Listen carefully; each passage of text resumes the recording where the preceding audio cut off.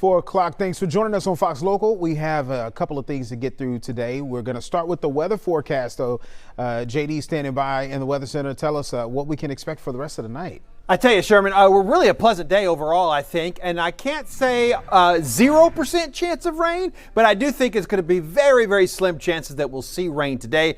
Other parts of the state of Texas, though, not as lucky as it's stormy in some parts of the state. So we get a look at that bigger picture right now. And yes, southeast Texas pretty quiet, but as you go back to the northwest, up towards the Panhandle, over towards Midland, we do have some storms. We've seen a severe thunderstorm watch, as well as a few warnings kind of popping up. And that type of weather is going to continue for that part of the state and also kind of move over into the Dallas region as well. And we'll see that in the futurecast. But here in Houston, as far as the rain chances go, maybe that'll interrupt your flight plans. It's really going to just be Monday night that we're concerned with, or very early on Tuesday morning. 60% chance during the day, but when we get to the overnight hours, that increases to perhaps as much as 80% chance. You can see some of these watches that we've got for parts of the state right now. We've got a couple different systems helping to churn all of this rough weather, and that's going to continue to spread. Watch what happens in the futurecast. We get into tomorrow morning early. This big set of storms are going to be headed right towards Dallas,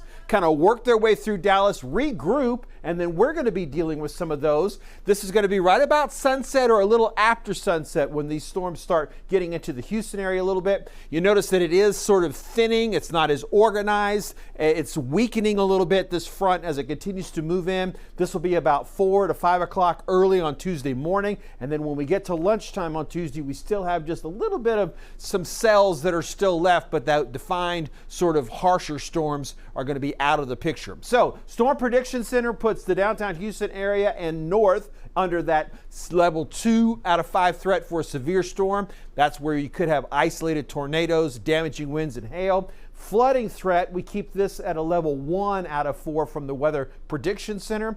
That's going to be something where we just give a little extra time on our roadways and a little extra space when we're driving around. Dew points are still in the 50s. That's because we've had those north winds for most of the day today. With the extra clouds, has helped keep our temperatures down a little bit. Overall rainfall that we're expecting is going to be anywhere from 2 to 3 inches, but isolated spots a little more or a little less. We'll call this a Fox 26 storm alert for Monday night as that front continues to move in to early on Tuesday morning. But check out Thanksgiving. That's a pretty good looking Thanksgiving here in Houston, starting off in the early upper 40s and then ending in the mid 60s with mostly sunny skies. All right, JD, thank you so much, man. Appreciate it. Well, a Houston police officer is recovering after being shot in a road rage incident in Northwest Houston. Fox 26's Leslie Dellisbour is live with the latest on this case. Leslie, what have you learned so far? Yeah, Sherman, we are working to learn more about that officer-involved shooting that happened right here in Northwest Houston, not far from where I'm standing. Now, HPD says one of their officers was shot around 10:40 last night during what they're calling a road rage incident as the officer was heading into work. There were multiple scenes that were a part of this incident. One of them is outside HPD's station on Teague Road, where the officer's personal vehicle had several bullet holes. Investigators say the officer drove himself there after being hit. He was taken to the hospital and is in stable condition. A second major crime scene was set up at Gessner and Hempstead, near where we're standing. Now, that's where the officers searched for evidence and gathered surveillance video connected to the shooting. HPD says 3 suspects are now detained. Now, the mayor, Police Chief Diaz, Assistant Chief Bashir, and Houston Police Union President Doug Griffith all responded overnight. But take a listen to what police had to say. A very savvy Hedwig Village police officer listened to the radio call out of the vehicle, the description of the vehicle. When that occurred, she entered the description into a license plate reader and developed the vehicle that was involved in the shooting. From there, she followed that vehicle into Southwest Houston, notifying our teams as to where the vehicle was. We put up an airship, our Fox unit, as well as other resources, and 1 male and 2 female suspects were apprehended rather quickly, and the weapon was recovered. Now, as this story continues to develop, we will be sure to bring you the latest information that we receive. Reporting live in Northwest Houston, Leslie Dellisbour, Fox 26 News. All right, Leslie, thank you so much. Well, a Houston woman accused of shooting and killing her ex-boyfriend at a bar overnight is now charged with murder. Deputies say the suspect, Latasha McElroy, was still at the bar when they got there, and this all happened at a plaza off Katy Freeway near West Green. While the address hosts several businesses, King's Lounge Hookah Bar is believed to be the location where the incident happened. It's not clear what led to this, but we do know that deputies found 48-year-old Hussein Ali on the ground with a gunshot wound, and he was taken to the hospital where he was later pronounced dead. McElroy is booked in the Harris County Jail. Well, today, a Ukrainian delegation met with Secretary of State Marco Rubio and others about the ending of the war in Ukraine. And this comes as some Ukrainian allies are calling to revise President Trump's proposed Ukraine peace plan. U.S. senators on both sides of the aisle are also criticizing the plan. They say that it offers too many concessions to Russia. The proposal offers limited security guarantees by the United States and its allies, but it also includes territorial concessions to Russia.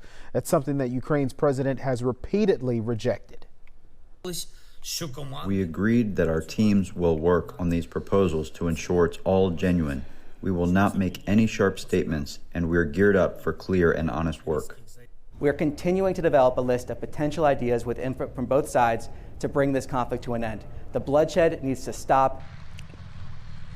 President Trump gave a deadline to sign the agreement by this Thursday, but says he's open to an extension in order to finalize the terms. Earlier today, New York City Mayor-elect Zohran Mamdani spoke at a Baptist church in the Bronx. He says he and his administration are preparing to deliver on their campaign promises. He also took questions from reporters after the service, and he says his meeting with President Trump on Friday was productive and that they focused on the affordability crisis that's plaguing the Big Apple. We will now deliver on that faith by transforming the most expensive city in the United States of America into one that 8.5 million people can actually afford. I can only take things one meeting at a time, one conversation at a time. And all I hope to do in that conversation was to establish a working relationship and to have a productive meeting that focused on the work itself. The mayor-elect will officially take over the position January 1st. Thanksgiving isn't the only holiday that's on everyone's mind. The countdown to Christmas is also on. Iceland Christmas Around the World is now open in Moody Gardens in Galveston. Jared Schaller joined Coco Dominguez and Anthony Antoine on Texas Live and Local to share what all you can expect there. It's the largest indoor ice sculpture attraction in the whole entire United States. So one of the cool things this year, Christmas Around the World, means we got some huge landmarks inside of there. So we have we're gonna have a big giant Mount Rushmore. We have the Alamo. We have the Great Wall of China. We have the Eiffel Tower. It's all made out of ice, and some of them are 30 feet tall. That's our Holiday Lights trail that you see there. Now bring your walking shoes because you know it's a mile-long trail. It's right along the water, all set to holiday festive music. So it's one of those where we are going all in for the holidays this year, and it's gonna be a great time for kids of all ages, whether you're 0 or 99. It's just a good time just to forget everything, then just leave work behind and just come on and celebrate the holidays with us. Do you guys have music and stuff playing too on that path? Yes, the whole path is set to, we have a nativity scene, so we have Joy to the World, we have some animals, so everything is literally set to music, so it's a great opportunity. And this is all hand carved. This is all by a team of 30 from Harbin, China, where one of the largest outdoor ice sculpture festivals is, and it's all done by hand. They only use tools, and then they also use chainsaws. So when I was in there when they were carving, stay away from me with the chainsaw, please. Anthony, I was trying to show you different. I was like, I see chainsaw, I'm going the other direction. They came all the way from China to do that. Yes. How long did it take them again to get that done? 37 days. My goodness. And luckily they got finished 2 days early. So whether it's hot outside or not, do you recommend people wear jackets in here? Because it looks like that's a live shot right now. We're looking inside of Iceland. We provide a parka for everybody who comes and visits. Sadly, you don't get to keep it. I tried to walk off with mine, but it was one of those where we provide a parka. I suggest you wear warm clothes like jeans, and bring a sweater you can take on and off because if you go into our rainforest pyramid, you're going to be hot because it's like the rainforest. But the Iceland is 9 degrees. Look how beautiful it is on the inside of there. We have I'm Santa's cold looking Village. at it. You see on the left, that's the Arc de Triomphe of Paris. We have the ice slide right there with the Eiffel Tower at the very top, and it is all made out of ice. Wow. That is insane. And so how long can you go in there once you stay in? Let's talk a little bit about ticket pricing. You can literally stay in, if you want to stay the whole entire day inside Iceland, I wouldn't suggest it. You might need to have somebody check on you. We may have to check on you if we see you slouched over in the corner, just to, I'll bring a stick and poke you a few times. But, no, you literally, if you come and get tickets, we have a value pass for all day. It's about $70, and literally it gets into all of our attractions. All right, time now 4:10. After the break, we're going to go back to Fox Live Now.